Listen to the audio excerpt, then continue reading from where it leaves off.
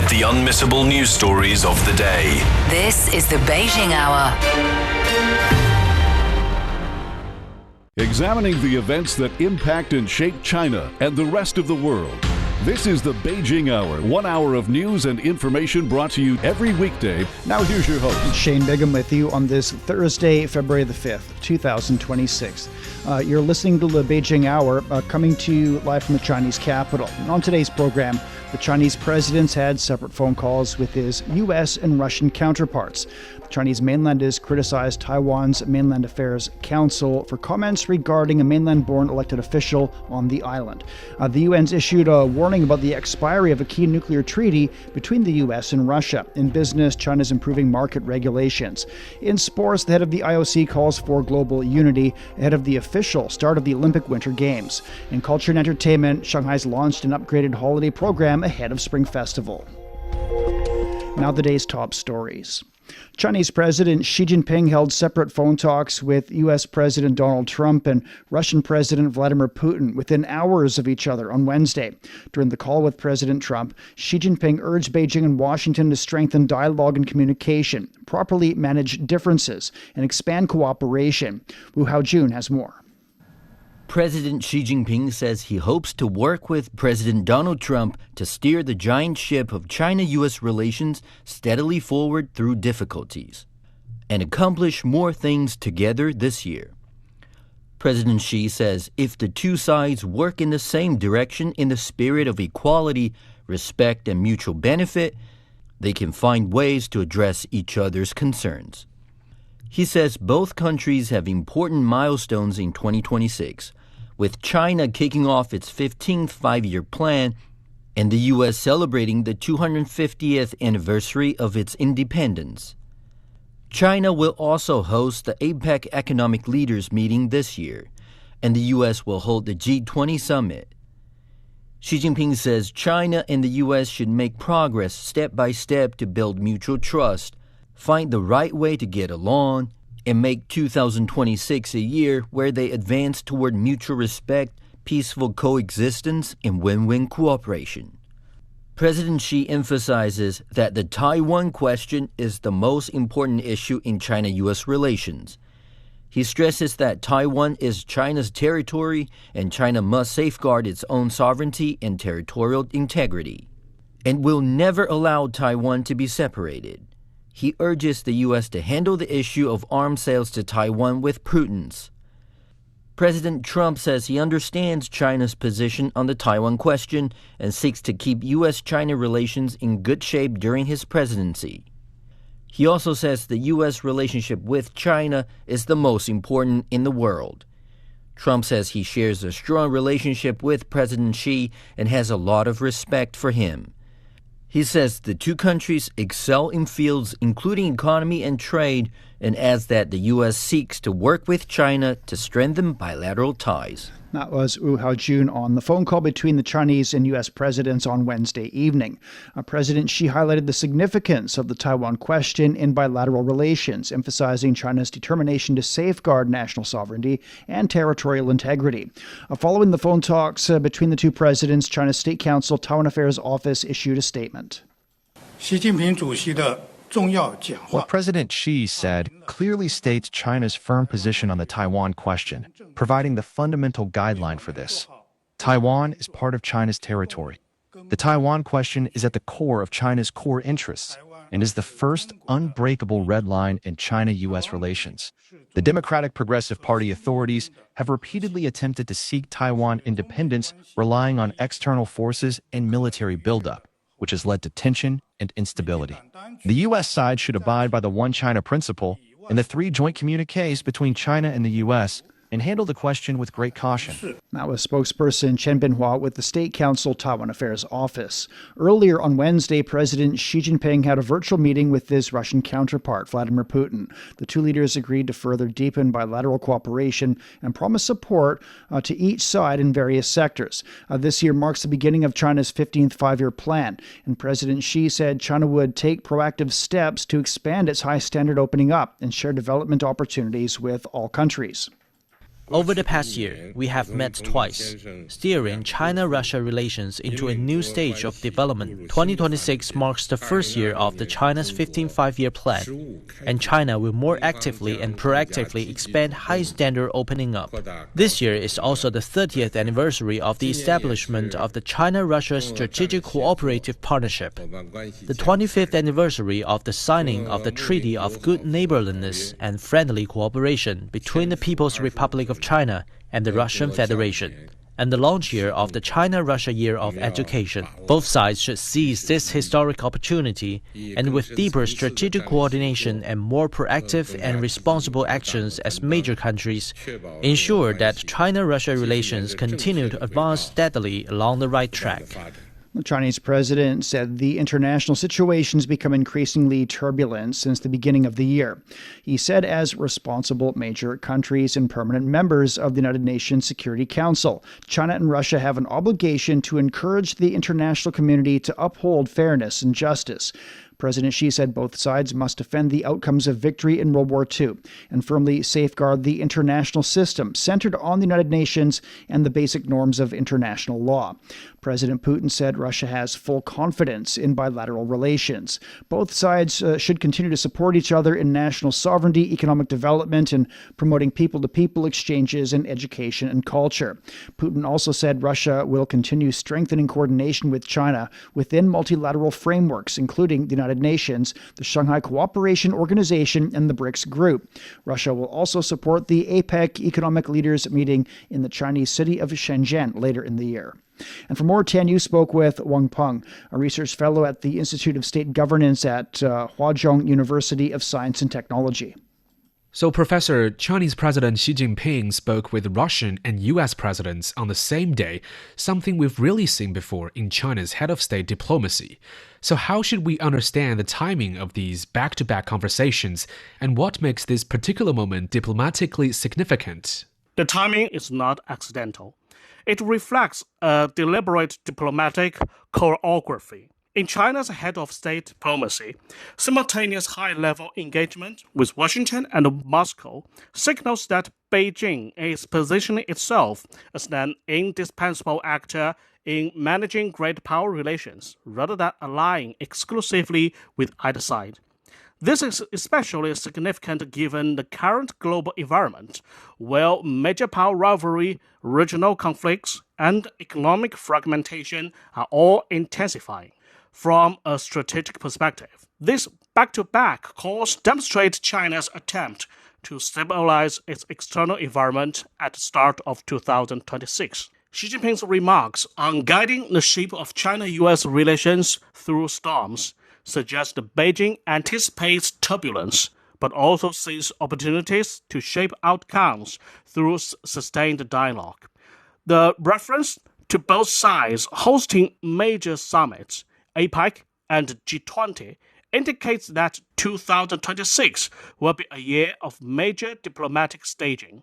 By initiating high-level communication early, China is trying to set a baseline for crisis management and agenda setting before those multilateral movements arrive. Right, and focusing on the China-Russia conversation, what kind of signal does it send about bilateral cooperation?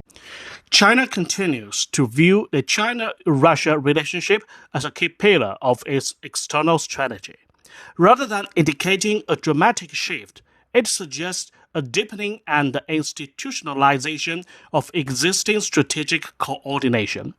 Over the past decade, China-Russia relations have steadily evolved from tactical cooperation into what both sides describe as a comprehensive strategic partnership of coordination.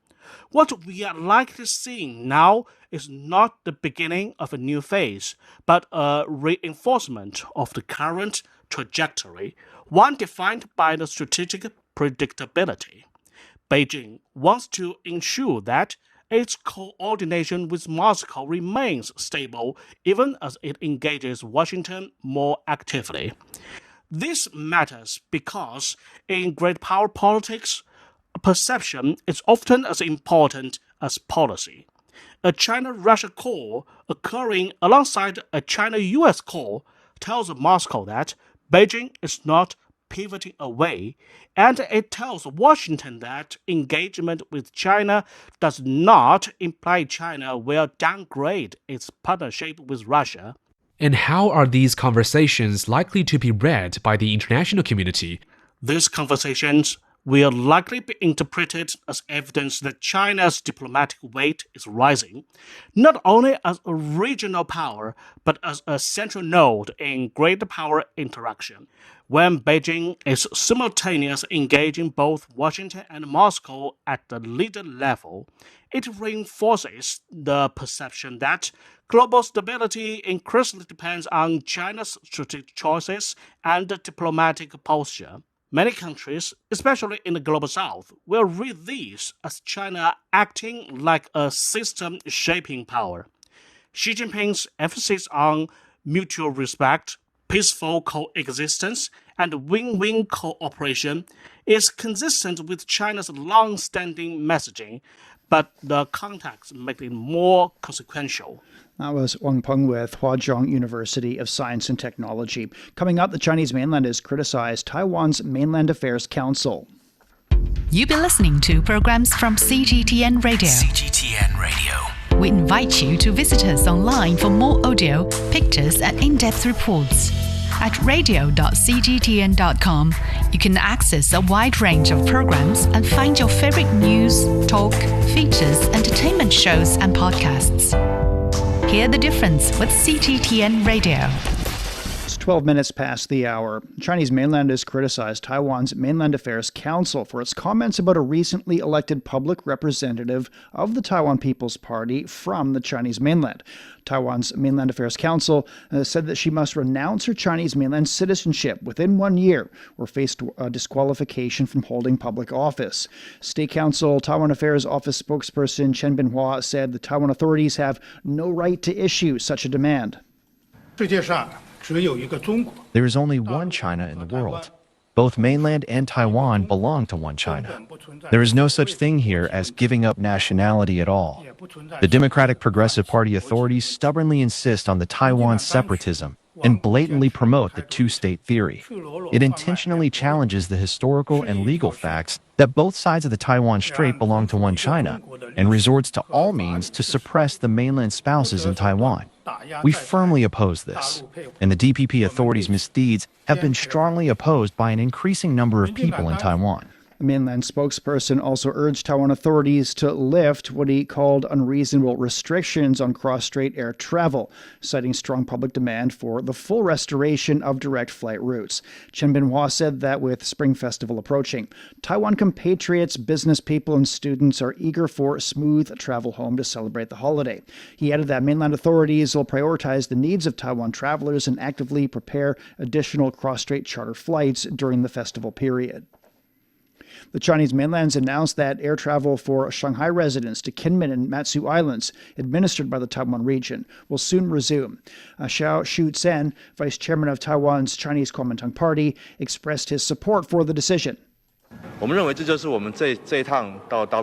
main purpose of our visit this time is to voice the concerns of people and industries in Taiwan and to build a communication platform covering areas such as tourism, healthcare, and disaster prevention. After we submitted joint proposals yesterday, the mainland immediately announced this positive news. I believe the Kuomintang has delivered concrete results, though some in Taiwan's Green Camp criticized us. This announcement is a good start. With the resumption of party-to-party communication, more industries and people will benefit. Xiao's concluded his trip to the mainland for the think tank forum between the Communist Party of China and the Kuomintang, which resumed this week after nearly a decade. Meantime, residents in Taiwan have expressed gratitude for the upcoming resumption of tourism. Andy Lee shares his observations from Taipei. Chinese mainland would soon resume travel for Shanghai residents to the island of Kinmen and Matsu. Ministry of Culture and Tourism made this announcement on Wednesday, adding that it would promote the normalization of cross-strait exchanges with Taiwan. People on the island of Taiwan, China, are very happy about this news. This move will promote trade and commerce as well as increase the interaction of people on both sides of the Taiwan Strait. Many people on the island have relatives on the Chinese mainland and also in Shanghai. Additionally, many Taiwan businessmen live and work in Shanghai. Now, this move will surely help the normalization and prosperity for the people on both sides of the Taiwan Strait. People on the island of Taiwan and Chinese mainland, we are one family. And this fact has been reflected in all of Chinese history and will continue to be so in the future. No external forces can change the fact that we are one family under one China.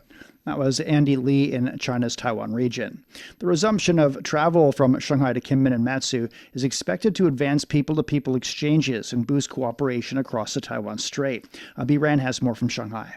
And according to China's Ministry of Culture and Tourism, the preparatory work is progressing steadily, and the tourism industries on both sides of the strait are expected to strengthen communications and coordination to provide high-quality services and products for mainland residents visiting Kinmen and Matsu. A spokesperson of the State Council Taiwan Affairs Office also said the mainland has always upheld the principle that both sides of the straits are one family and will always support and promote the coordination and communications with the aim to benefiting compatriots in Taiwan. Shanghai has always witnessed the milestones in the cross-strait exchanges. Back in January 26, 2003, a China airline Boeing aircraft touched on the Pudong International Airport to make the history that the operating CI-585 on its inaugural Spring Festival charter mission. It became the first Taiwan aircraft enter the mainland with commercial purposes since 1949, and it made history. The flight departed Shanghai at 11 a.m. and safely landed in Taipei's Taoyuan International Airport at around 3 p.m. So this is of much historical significance, and that's why it's widely regarded as the ice-breaking journey in the history of cross-strait aviation. And that was B-Ran reporting. The think tank formed between the Communist Party of China and Taiwan's Chinese Kuomintang in Beijing reached over a dozen common opinions aimed at advancing cross-strait exchanges and cooperation. They include calls to restore normal cross-strait personnel exchanges, strengthen cooperation in emerging industries, and expand collaboration in areas such as healthcare. More than 100 participants from both sides of the strait attended the event earlier this week, including representatives from sectors such as tourism industry, science, and technology. Taiwan's United Daily News noted that the forum's focus on livelihoods and industry aligns with public expectations in Taiwan for practical cross-strait engagement. Analysis published by China Times described the forum as sending positive signals for improving mutual understanding. Tung Cho-wei, chairman of the Taipei International Chamber of Commerce, said the proposals reflect public demand for substantive cooperation. Meanwhile, Taiwan commentator Xie Chi-chuan said the forum served as a valuable channel for dialogue, emphasizing development and livelihoods over confrontation. Coming up, the UN warns against the expiration of a key nuclear treaty. Sleek, plush, futuristic. Hidden door handles once symbolized the EV era. Now they're being flagged as safety risks. China is set to ban them, becoming the first country in the world to take such a step. What triggered the move? How will it affect automakers? Will the impact stop at car design or ripple into global standards?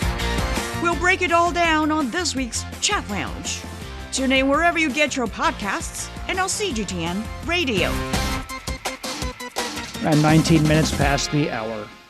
UN Secretary General Antonio Guterres has warned that the expiration of the U.S. Russia New Strategic Arms Reduction Treaty marks a grave moment for global security. The pact limits the number of deployed nuclear warheads and strategic delivery systems. It expires on Thursday. Guterres is urging the countries to return to negotiations and agree on a new framework. Echoing the UN chief's call, Russia warned of a potential dangerous period ahead. The international community has also voiced concern over a possible arms race between the two countries. Dasha Chernyshova has more.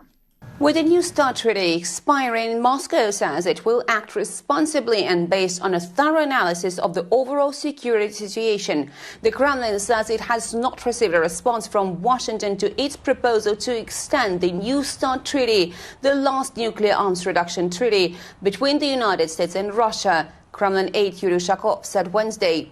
Last September, Russian President Vladimir Putin offered an extension by another year. The Kremlin has warned that the world is heading into a hazardous period, with the New START expiration, adding that the world's two top nuclear powers will be left without a fundamental document that would limit and control nuclear arsenals. The New START treaty was signed in Prague in 2010 by former U.S. President Barack Obama and his Russian counterpart at the time, Dmitry Medvedev. The deal restricted each side to 1,550 deployed warheads and 800 launchers and bombers, also providing for a series of mutual on-site inspections. That was Dasha Chernyshova reporting. China says it regrets the expiration of the Russia-U.S. new strategic arms reduction treaty, which Beijing said is significant in maintaining global strategic stability. China's foreign ministry urged the United States to respond positively to Russia's suggestions on observing the treaty's core limits and handle future arrangements in a responsible manner. A Chinese spokesperson also called on Washington to resume dialogue on strategic stability with Moscow. Iran and the U.S. have agreed to hold negotiations in Oman on Friday, after fears the talks would collapse over disagreements about the agenda. Despite this ray of hope for peace, many Iranians remain pessimistic based on previous U.S. actions. Saper Saremi has more from Tehran. 2 days ago, the president, Pezeshkian, instructed the foreign minister to start negotiations with the U.S., but everyone here thought that the negotiations had collapsed because there were various reports from different websites that negotiations had collapsed due to some demands by the U.S. because it's crystal clear. The reason that over the disagreements, Iran says that we will negotiate only on the nuclear issue, but the U.S. has been insisting on including some other issues, including ballistic missiles, the range of Iran's ballistic missiles. But the Iranian experts that I talk to here almost on a daily basis believe that the range of Iran's ballistic missiles is a red line for the negotiations. But the moment that everyone thought the negotiations had collapsed, our foreign minister, Abbas Araghchi, in a post on X, announced that the negotiations will take place in Oman on Friday. About the mood that I have to tell you that Iranians are not really optimistic because 7 months ago we were in the middle of negotiations that Iran was attacked by both U.S. and Israel, and also 10 years ago, after years of negotiations, the fruit of those negotiations was JCPOA, and as you know, the U.S. withdrew from that agreement after 3 years. So about the public mood is that so many are hopeful, but so many others believe that at the end there won't be much result because of the pessimism they have toward the U.S. actions. That was Saper Saremi reporting. U.S. President Donald Trump has warned that if talks with Iran fail, the situation could deteriorate quickly. Iranians living in the Turkish border city of Van say that uncertainty is deeply unsettling. Mihail Bardavid reports. Nilüfer and Fereste, a mother and daughter from Iran, now live and work in the Turkish border city of Van. They moved here 9 years ago, leaving much of their family behind in Iran. Being far away from there is very hard for me because I can't do anything. I can't go there. I tell them, you come here. But even they don't want to leave the country. They say, no matter what happens, this is our country. For them, following the news from home has become a daily nightmare. We watch those videos of Iran all night until morning, and then we wake up with the same fear again. Going to work becomes very difficult. We open the internet and just say, let's see if someone has died or if something has happened to someone we know. Here in Van, they have only each other. But Nilüfer says the constant fear of what might happen in Iran has begun to strain even their closest relationship. Our mental health is affected. For example, I never argue with my mother, but now when she said something, I suddenly felt like shouting because we're under so much stress. It's really very difficult. At times, communication with Iran is cut, especially during periods of unrest. Those are the hardest days, they say, when they turn to old family videos and saved voice messages for comfort.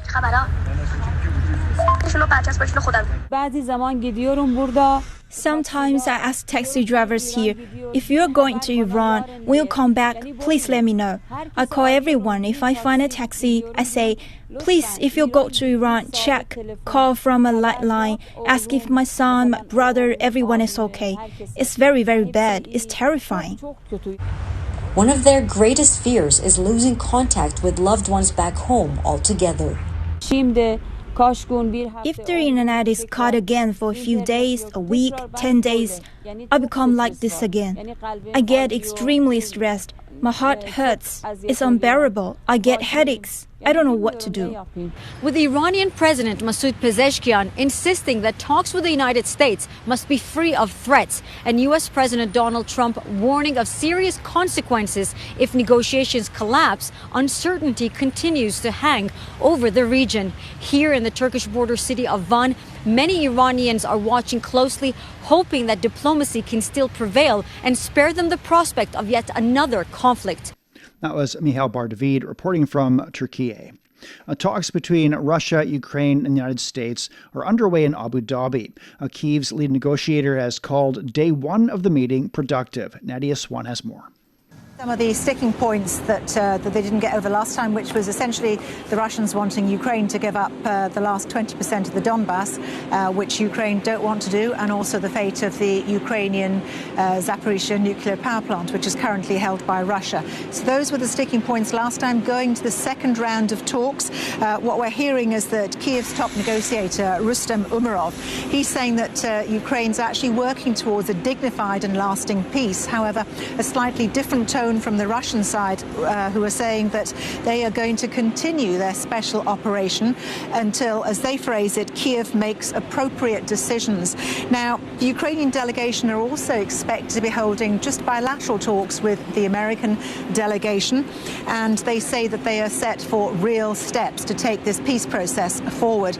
An interesting point to note is that the Ukrainians consider the bilateral security guarantees document with the United States to be complete. They're anticipating further substantial work there. And what we're also hearing is that Moscow is reportedly holding some very low-level talks with France at the moment. There's been no indication about what those talks are likely to be about, but the French president said on Tuesday that there was an effort to restart discussions between Europe and Russia themselves. That was Nadia Swan reporting. The Council of the European Union has formally approved a legal framework to provide a 90 billion euro loan, roughly 106 billion US dollars, to Ukraine. They reached the agreement behind closed doors in Brussels. 2/3 of the funds are designated for military aid and 1/3 for general budget support. The U.S. decision to deploy an immigration and customs enforcement unit to support security for the Milano Cortina Winter Olympics has sparked strong backlash in Italy. Milan's mayor has sharply criticized ICE, calling it a militia that kills. While the U.S. ambassador to Italy has stressed that the deployment will be strictly intelligence-based with no street patrols, many residents remain unconvinced. I would support it if those coming to the Winter Games were actual security personnel. However, it is staff from the U.S. Immigration and Customs Enforcement who are being sent. This makes no sense. Their mandate is immigration law enforcement, not event security. I am confident that our country has what it takes to safeguard the overall security of the Winter Games, as well as the personal safety of American athletes. Therefore, I see no reason for ICE agents to be involved. I think it's wrong for U.S. law enforcement personnel to come to the Winter Games. They are here to protect the safety of American athletes, but I doubt that they have an effective role to play. Our police officers are fully capable of handling the job, so I don't think ICE personnel should come at all. Many in Milan say they trust local law enforcement to handle security. 29 past the hour, checking the forecast, and Beijing will be overcast overnight. It's down to -8. Friday, cloudy conditions, the high only -2.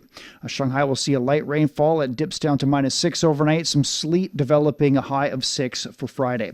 Chongqing will be cloudy tonight and tomorrow, a low of 9 and a high of 16. Nanchang's getting a light rainfall tonight and tomorrow. A low of 10, a high of 10. Lhasa's down to -4, then sunny and 9 degrees. Elsewhere in Asia, Islamabad will be overcast and 8 overnight. A light rainfall and 18 for Friday. Vientiane will be overcast and 18, then sunny and 34. Phnom Penh's getting a light rainfall tonight and tomorrow, a low of 24 and a high of 34. It's time for a short break. So far this hour, the Chinese president's had separate phone calls with his U.S. and Russian counterparts. The Chinese mainland has criticized Taiwan's Mainland Affairs Council for comments regarding a mainland-born elected official on the island. The UN has issued a warning about the expiry of a key nuclear treaty between the U.S. and Russia. Shane Bigham with you. Stay with us here on the Beijing Hour. Shh, listen up. Can you hear the heartbeat of our world? It's vibrant and pulsating with the essence of life itself. From the stem of trees to the gurgle of rivers.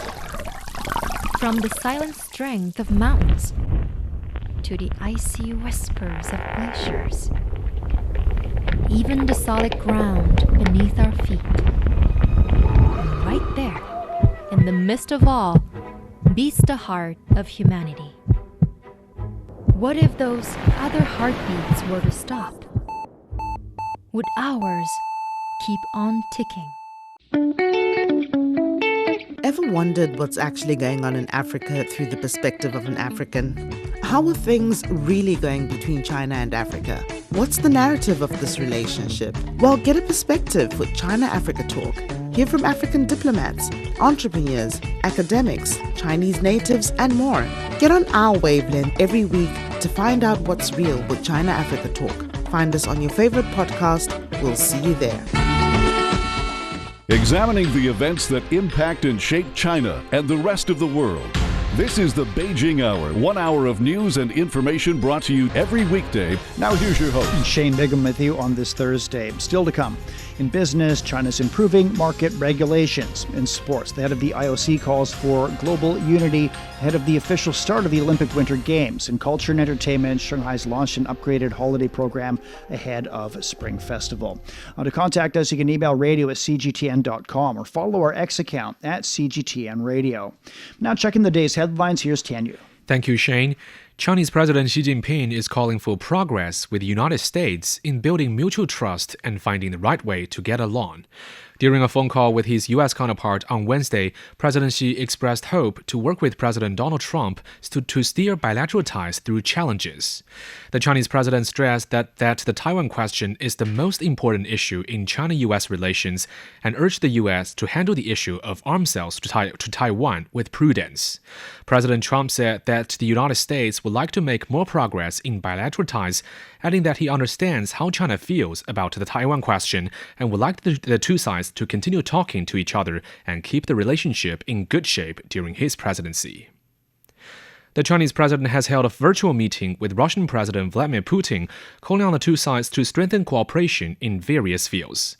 The Chinese president said, as responsible major countries, China and Russia have an obligation to uphold fairness and justice, defend the outcomes of the victory in World War II, and safeguard the international system centered on the UN and the basic norms of international law.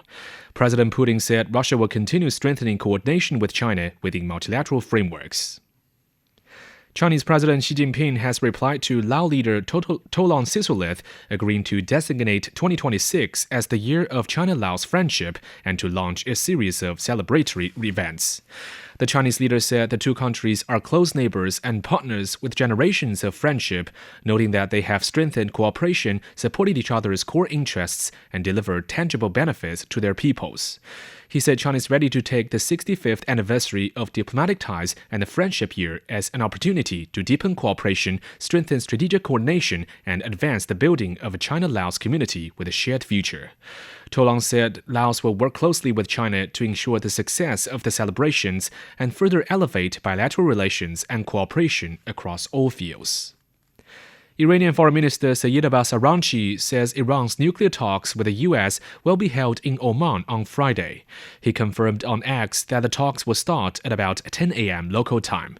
U.S. media outlet Axios reported that Washington has agreed to hold the talks in Oman after being lobbied by at least 9 Mideast countries. Earlier, media reports said the talks may be cancelled over the two sides' disagreement on location and formats.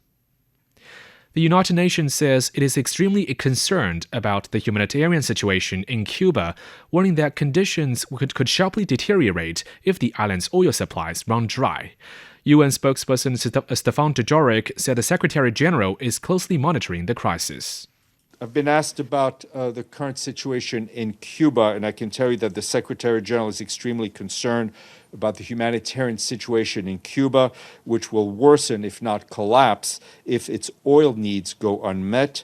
He notes that for more than 3 decades, the General Assembly has consistently called for an end to the embargo imposed by the United States on Cuba. The Secretary General urges all parties to pursue dialogue and respect for international law. Cuba is facing a deepening economic crisis marked by rolling blackouts, fuel shortages, and reduced oil shipments from Venezuela. Cuban officials say U.S. sanctions alone cost the country more than $7.5 billion over the past year. The UN chief is urging dialogue and respect for international law. And finally, a man convicted of trying to assassinate President Donald Trump has been sentenced to life in prison. 59-year-old Ryan Routh was found guilty of attempting to kill Trump at one of his golf courses in West Palm Beach on September 15, 2024. The attack came just months after another attempt on Trump's life when a bullet grazed his ear during a campaign rally in Pennsylvania. Prosecutors asked for life without parole, saying Routh showed no remorse. Defense attorneys argued for a 27-year sentence, citing his age. All right, thank you very much. That's Tianyu with headlines. Coming up in business, China's improving market regulations. The Beijing Hour, your window on China and the rest of the world. 36 past the hour. With business now, here's Wang Zhe. Thank you, Shane. Stock markets on the Chinese mainland closed lower on Thursday. The Shanghai Composite was down over 0.6%. The Shenzhen component lost more than 1.4%. The forestry and cosmetics shares were among the top gainers. Hong Kong's Hang Seng Index increased over 0.1%. Meantime, in Japan, the Nikkei declined almost 1%. International precious metal prices dropped on Thursday. As of the time of writing, the gold spot price stands at around $4,880 per ounce, decreasing around 1%. The silver spot price plummeted around 10%. China's market regulation efforts have shown significant efficacy in supporting growth and propelling high-quality development over the past year. According to the State Administration for Market Regulation, 2025 saw continued improvement in the quality of business entities, more forceful protection for consumers, and a sustained optimization of the level playing field for market players. It also noted important progress in platform ecosystem governance and a generally stable situation in product safety due to regulatory efforts. For more, Vivian News spoke with Gao Ming, Vice Dean of Xinhua International Business School at Liaoning University. How have China's market reforms made market access fairer, and is there still more work to do here? Yes, I think China's recent market reforms have focused on streamlining administrative processes and reducing unfair burdens to make access fairer.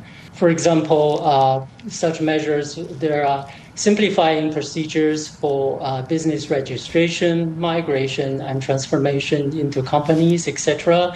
There's eliminating unfair fees charged to businesses, and strengthening protection of intellectual property and trade secrets. And you're right, I think there are still more tasks to be accomplished. For example, I think one ongoing challenge is the eliminating local protectionism and administrative monopolies. Although I think we have made significant progress in recent years to remove some of these barriers, there still is work to do.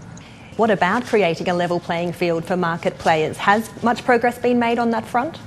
Yes, like I said, I think so. I think the main achievement is the establishment of the fair competition review system.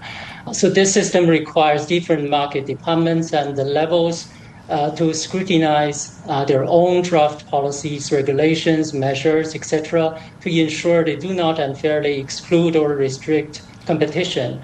This especially helps local government levels to align with the national fair competition standards. I think there's also been aggressive enforcement against existing barriers, such as correcting extreme internal competition, so to speak. So, like the subsidy battles or price battles on platforms recently. So these problems have been handled by these aggressive enforcement of the existing system and measures. And what about fakes and low quality products? How has the market regulator helped safeguard consumers against those? I think it has to do with product quality and the standardization of the quality control system. I think we have also made significant progress in this respect. I think our understanding of the Chinese market and made in China brand has changed recently from maybe practical and useful products to really high quality and high tech products. I think this is one example that shows the progress in this field. That was Professor Gao Ming at Liaoning University. China's new national-level program, Export to China, looks to expand imports and further open its vast consumer market to the world. Under this initiative, the country plans to host more than 100 import promotion events this year, linking overseas suppliers with Chinese buyers. Li Shuang has more. The Ministry of Commerce says China is now the world's second largest consumer and import market.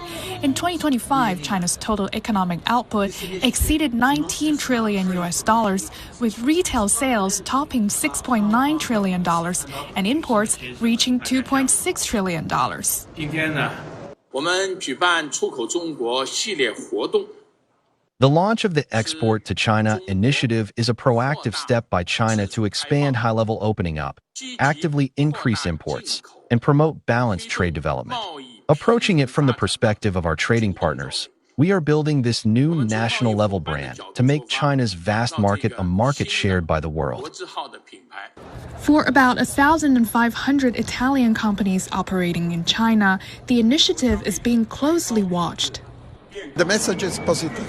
We import much more of what we are exporting here. So we are seeking to rebalance this deficit, utilizing the traditional strength of our products, which are machinery, technological products, agri-food, and fashion.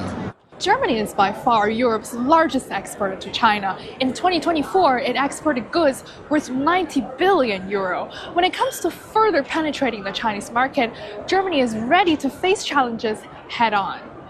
The Chinese market has been very significant for German industry for many, many decades. We all see and acknowledge the competitive edge of Chinese companies. Competition is tough, yes, we know that.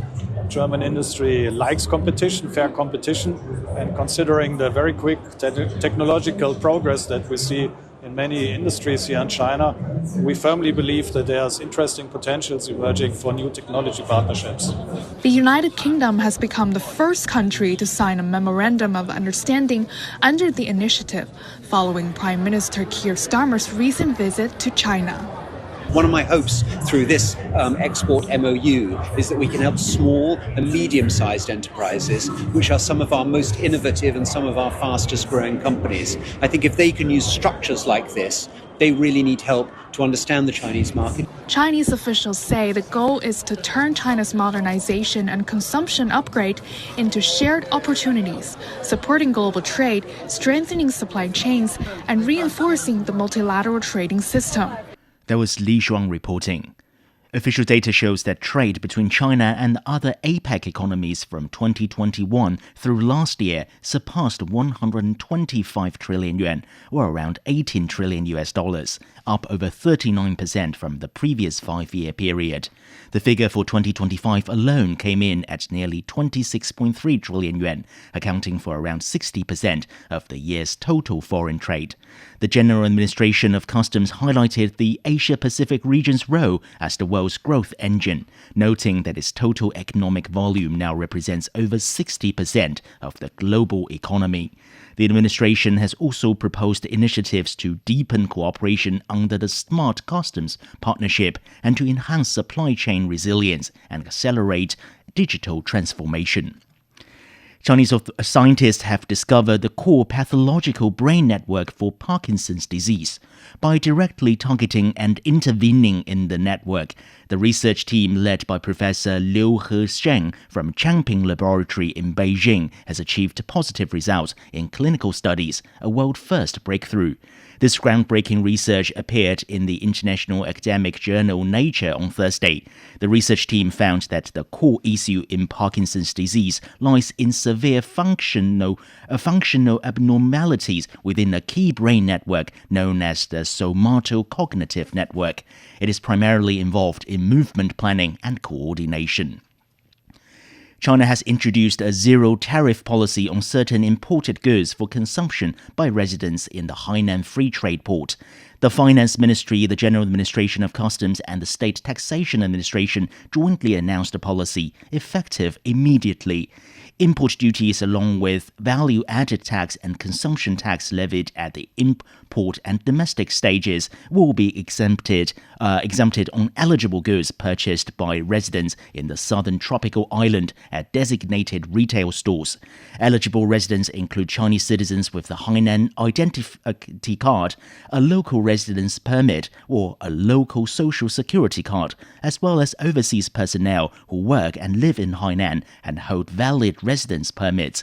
Each eligible resident is granted an annual duty-free shopping quota of 10,000 yuan, or around $1,440, with no limit on the number of purchases.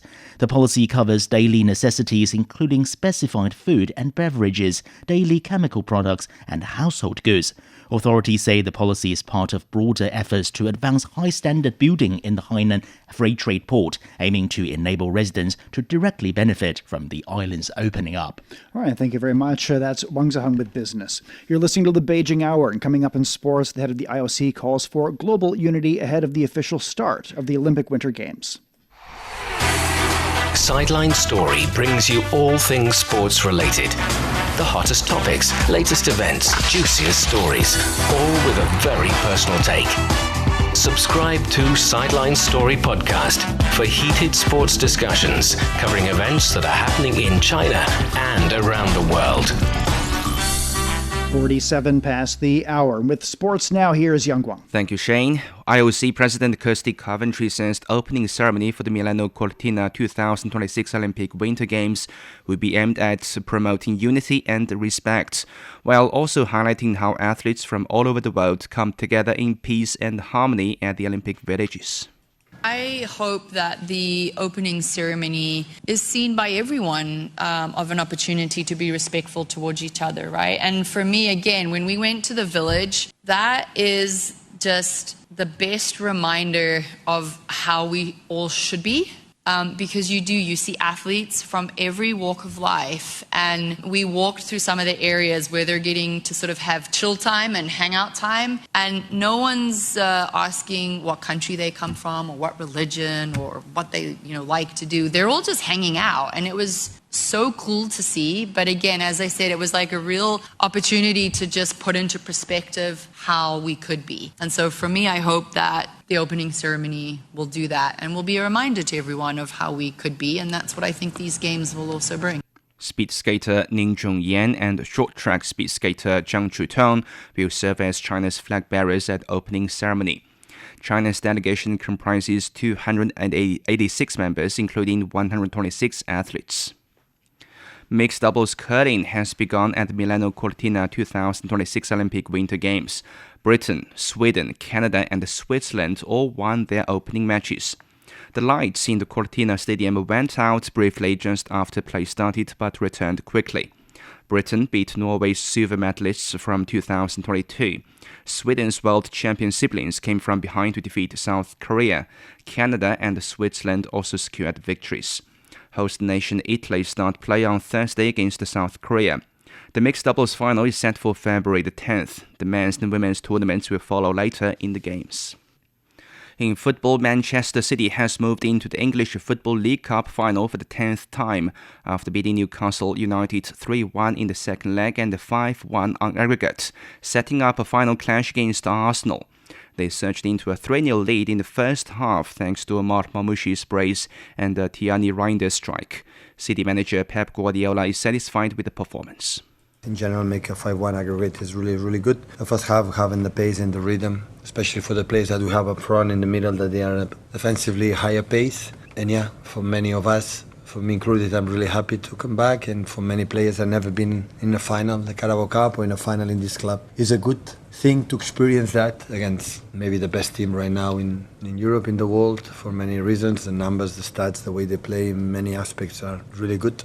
I think it will be an incredible experience for all of us to try to hopefully arrive in March, everybody fit, everybody ready, and we can make a good game against them. Anthony Ilanga pulled one back for Newcastle after the break. Newcastle United manager Eddie Howe says the loss is a pity.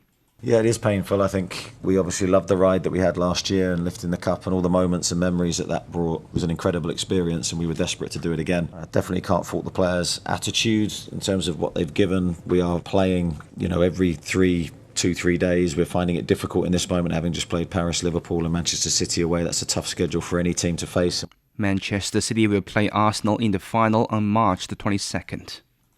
The San Antonio Spurs beat Oklahoma City Thunder 116-106 in the NBA. Keldon Johnson led visitors with 25 points. Victor Wembanyama added 22 points and grabbed 14 rebounds. Rookie Carter Bryant matched his season high with 11 points. This was the Spurs' 4th win over the reigning champions this season. The victory also brings San Antonio within 5 games of the Western Conference leading Thunder. Elsewhere, the New York Knicks beat the Denver Nuggets 134-127. The Minnesota Timberwolves downed the Toronto Raptors 128-126. And it's the Memphis Grizzlies over the Sacramento Kings 129-125. And finally, in the NFL, New England Patriots players have spoken ahead of the Sunday's Super Bowl. They expressed confidence and thanked the fans for their journey to the championship game. Wide receiver DeMario Pop Douglas reflected on reaching his childhood dream of playing in the Super Bowl. Man, I want to say the child dream. Since I was young, this has always been a dream, being in the NFL, but, the Super Bowl was the bonus, and, man, being here it's a blessing to be here. Seattle Seahawks coach Mike Macdonald also shared his thoughts. Macdonald said the first-time experience has actually helped the team.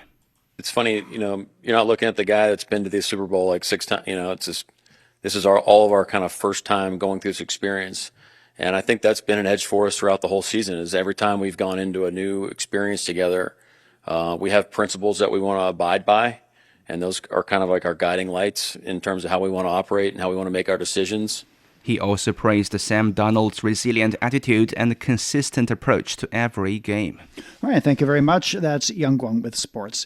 You're listening to the Beijing Hour. And coming up in culture and entertainment, Shanghai's launched an upgraded holiday program ahead of Spring Festival.